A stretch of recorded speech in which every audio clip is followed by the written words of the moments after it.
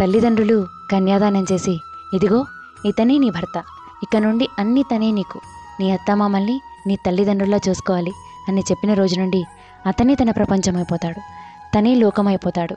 తల్లిదండ్రులు ఇష్టపడి చేసినా, ఒప్పించుకొని చేసుకున్నా, ఒప్పుకోకుండా చేసుకున్నా తన భర్తే తన గౌరవం.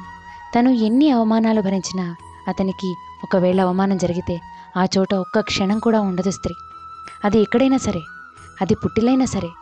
అది నిజమా అని ఆలోచిస్తే మరి సతీదేవి చేసింది అదే కదా.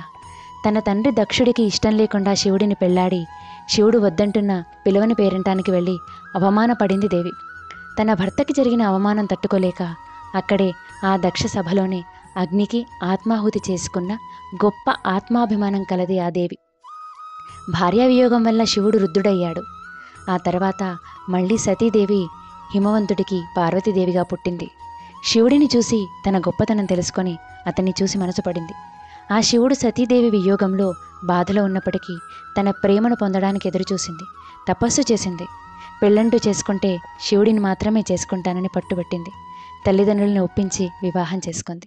అలాగే ప్రతి స్త్రీ తాను ఇష్టపడిన వాడి కోసం, తన ప్రేమ పొందడం కోసం ఎన్నాళ్ళైనా ఎదురుచూస్తుంది. పెళ్ళైన రోజు నుండి భర్త మెప్పు కోసం, అతని నుండి తనకి మరింత ప్రేమ పొందడానికి తన వాళ్ళందరికీ సేవ చేస్తుంది.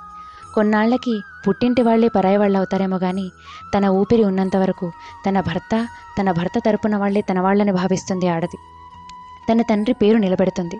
ఈరోజు నవరాత్రుల్లో మొదటి రోజు. శైలపుత్రి అవతారంగా ఉంటుంది ఆ అమ్మ.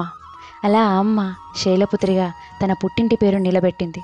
ఇలా ఎవరైతే తన అత్తింట్లో పుట్టింటి గౌరవాన్ని నిలబెడుతూ ఉన్న స్త్రీలందరికీ దేవీ నవరాత్రుల శుభాకాంక్షలు.